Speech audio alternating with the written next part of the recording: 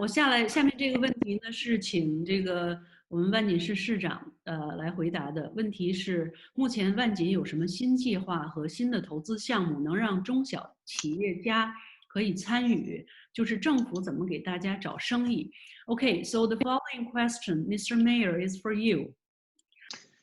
Bess, I just wanted to make maybe some quick opening remarks to cover off some of the initiatives. I know, and I want to say thank you to Councillor Alan Ho. I know he did that, and I didn't get a chance because we've been working obviously off-site, and I didn't get a chance to necessarily compare notes. So I apologize if some of this is repetitive, but I want to make it very clear as to what we've done, recognizing that businesses have been very hard hit. So, and thank you. It has been a busy morning. We just finished updating the community and the media on our response to COVID-19. And one of the things I just said about an hour and a half ago is that we have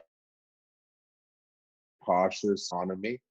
It has to be very, very thoughtful. And I think in the fact that we do live in a global community, we should be at the very least monitoring, but also getting data from other global destinations, jurisdictions on how their reopening is going and potentially the resurgence of cases. And in some cases, actually a spike where the second wave has actually been more detrimental than the first wave. So thank you, Councillor Ho, for starting things off and being here right from the beginning. As the chair of our Economic Development Committee, I think you are very familiar with how hard Alan works to connect with. Quick opening remarks just to cover off some of the initiatives. I know, and I want to say thank you to Councillor Alan Ho. I know he did that, and I didn't get a chance because we've been working obviously off-site, and I didn't get a chance to necessarily compare notes. So I apologize if some of this is repetitive, but I want to make it very clear as to what we've done, recognizing that businesses have been very hard hit. So, and thank you. It has been a busy morning. We just finished updating the community and the media on our response to COVID-19. And one of the things I just said about an hour and a half ago is that we have cautious economy. It has to be very, very thoughtful. And I think in the fact that we do live in a global community, we should be at the very least monitoring, but also getting data from other global destinations, jurisdictions on how their reopening is going and potentially the resurgence of cases. And in some cases, actually a spike where the second wave has actually been more detrimental than the first wave. So thank you, Councillor Ho, for starting things off and being here right from the beginning. As the chair of our Economic Development Committee, I think you are very familiar with how hard Alan works to connect with the overall community, but in particular the business community, and to help bring investment to the City of Markham.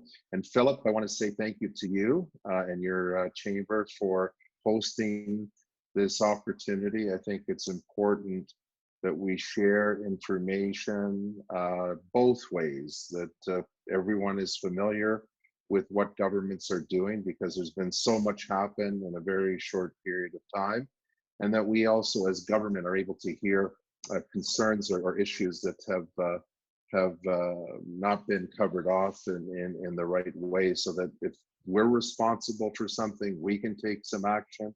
And actually in dealing with the other levels of government, we can also convey some of the messages and concerns that we've heard from the business community. And of course, Bess, thank you very much to you for moderating this session. It's not easy to moderate at the best of times when you're live. It's even more challenging sometimes with the technology. And so thank you for making it effective. And of course, thanks as well to Sandra Tam and our Economic Development Department. They've been working with many organizations, very proactive in reaching out. First of all, again, communicating, but then also they've collaborated and hosted some webinars. They're working with business associations. Collectively, they're also working with the economic development departments throughout the region of York. And so I know as we all, businesses, government, and our relationships are even more critically important during the time of crisis in this particular pandemic. And to let you know that the City of Markham as a local government, as I said, will take steps of the areas that we're responsible for. I know sometimes I get asked questions, why don't you do this? Why don't you do that? Well, we don't have the legislative authority to do some of the things that people expect us to do. I sometimes wish we did, because maybe we could implement things a little faster. But I have to say all levels of government have tried to work hand in hand to address the support to businesses and move on to the recovery period. And I think one of the great things, all communities will face their own challenges, but I actually think we're well positioned for a recovery because of the diversity that we have in our community, and particularly the Chinese community that encompasses the small, medium-sized businesses that are part of the IT sector and the innovative, creative economy that's so important to us. So in some respects, I do believe we have a competitive edge even in tough times like these. And there's no doubt that the pandemic so far has taken its toll on business here and throughout the world. And I'm not sure to what degree. I know there's been so much information that's come from different sources, but last week, the International Monetary Fund forecasted that the world economy in 2020 would actually suffer one of its worst years since the 1930s. So tough messaging from an international agency, an international organization, and realistically, you know, they're probably making predictions, certainly based on data that they've seen so far. But the one nice thing, as much as the Canadian economy will shrink this year, about 3% right now is the prediction for the Canadian economy. But there's also hopeful anticipation that it will rebound in 2021 with a substantial growth. Now, I guess it all depends where you're measuring from. If you're measuring from prior to COVID-19, probably has a certain percentage. If you believe that the economy will shrink 3%, I guess from that point, there could be over 5% growth in the Canadian economy in 2021. And I think right now, again, tough to predict. Certainly, economists were saying this could be initially a bit of a V-shaped recovery where we go down and we bounce right back up. Obviously, the longer the restrictions are in place, we recognize it may not be so much a V as it might be a U, and slowly go back up the other way. And of course, all of our concerns is that collectively, we have to be effective in a recovery, however that happens, so we don't get a W of sort of back up and then back down and creating more stress within the economy. I wanted to let you know at the local level, I'm very proud of our council.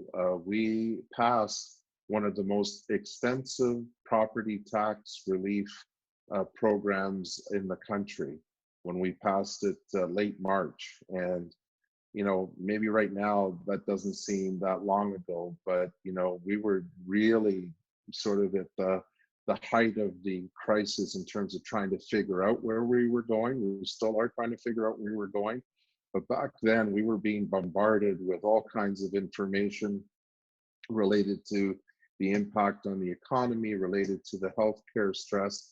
So what our council did and I think it was very, very smart to do, is that we said, look, we want to make sure that both residents and businesses have a clear sight to the end of the year. We didn't want to announce one thing one week, come back 2 weeks later and announce something else. And there's just so much information that's coming out. It's difficult for all of us to stay on top of it. So we wanted to set a clear direction till the end of the year. And that's for both residents and businesses. And so we approved waiving the late penalty fees for unpaid taxes between April the 1st until December 31st. So again, no one else had really done that to that point. There were like 60 days or 90 days. We decided, no, we're going to go right to the end of the year so that people understand their obligation as it relates to, you know, if they're unable to pay their taxes. We also eliminated a stormwater management fee. It's $50 per house, but it's actually more for some businesses, because that fee for industrial commercial properties is actually based on the value of their properties, based on the assessment of their property. So it can be, you know, a few $100s to a few $1,000s for some businesses based on that. We have waived, deferred that this year. We're not charging residents and businesses that stormwater management fee. We have a 30-year program to increase the level of flood protection in communities across Markham, particularly the older communities. The newer communities have the highest standard of flood protection, the current standards, but the older areas do not. And so we'll just continue with that 30-year program, but for this year, relieve businesses and residents of that charge. Also in April, there was supposed to be a 7.8% increase in the water rate. And the reason, first of all, that we had the water rate increase, it's not just about the water, it's about the system. And systematically, the City of Markham and the region of York has reinvested in the water system. We don't let the system fall apart. We don't let it get degraded to the point where it costs us more money to repair, because it's important that we have safe drinking water and that's reliable, and that we don't have to spend more money by letting it fall apart.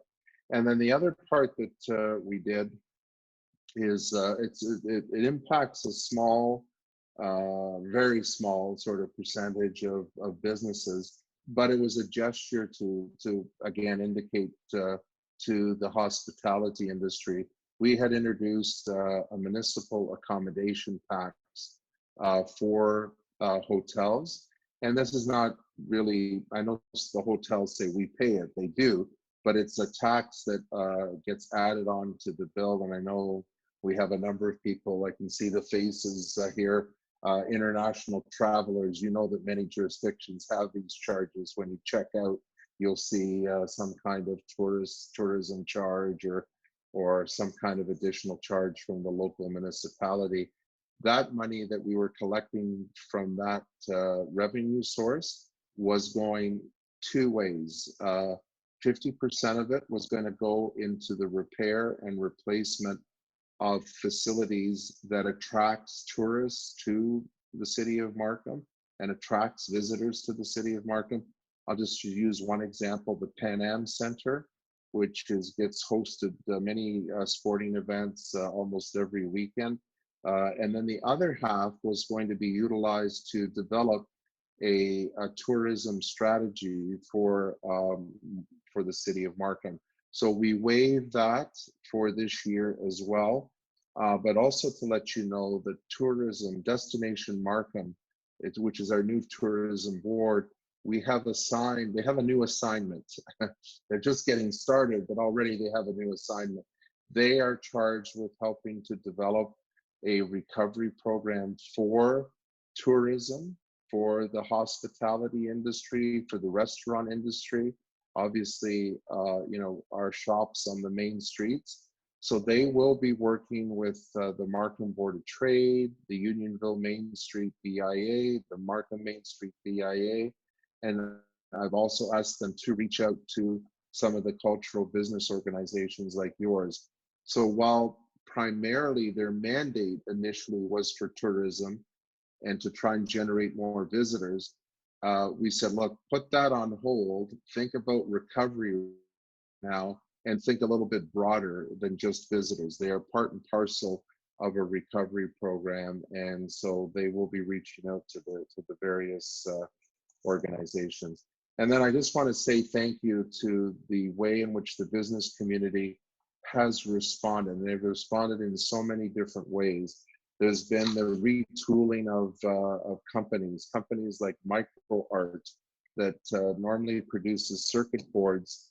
They now are doing circuit boards for ventilators. So they are part of the supply chain to increase the number of ventilators that are being made available. Novus, Kevin R. Young, who many of you know, donated $100,000 to our 5 hospitals, and will continue to donate 100% of their sales until the end of April. BTNX, which has developed a rapid test for COVID-19. It actually provides results in 15 minutes. It's currently still being reviewed by Health Canada. A little frustrating that here at home, they haven't been able to get approval yet, but their machines are being used around the world, south of the border and in some other jurisdictions. And Dental Brands, which worked with the province of Ontario, they donated over 100,000 level 2 masks, which have about 98% filtration efficiency and are considered hospital grade masks. And again, a host of other companies, Icon Digital, they provide manufactured the shields to protect grocery store employees and other employees that are in the retail sector. Creation Technology that just donated, again, thousands of masks. Veoneer that are helping to repurpose their production lines. Noble Plastic, Sinolite, which is also producing face shields, and House Systems. So, and then to all of the people and the companies who stepped forward, we opened the Markham Cares Donation Center initially because of the frustration of Participation House being able to get PPEs for their staff. And then I just thought, we shouldn't have to wait to answer that call. We should have some supplies so that we can quickly respond and get them to the organizations. And I'm very pleased to say, and I think Gabriel Lamb is here too. Gabriel is one of those people, among many others, who came forward and donated to the Markham Cares Donation Center. We have collected over 75,000 pieces of PPE through the Markham Cares Donation Center. So really, I only see 9 people at a time, and some, I get it, I'm not showing video, so I'm seeing some of the names, but thank you to all of you who've contributed to that, and we continue to support Participation House Mark Haven. We supported Yihong Monshong Foundation as well, getting them the supplies. And on everyone's behalf this week, for all the challenges that we face here, the Indigenous communities, their challenges are even greater. And a few years back, we signed a partnership agreement with Yabatum First Nation, and we sent up some personal protective equipment on behalf of the community in the city of Markham. Now, to your question about investment in the city, of course, our economic development department is always there to help facilitate potential investors that want to come to the city of Markham. I take great pride in the work that Sandra and her colleagues do in the economic development department.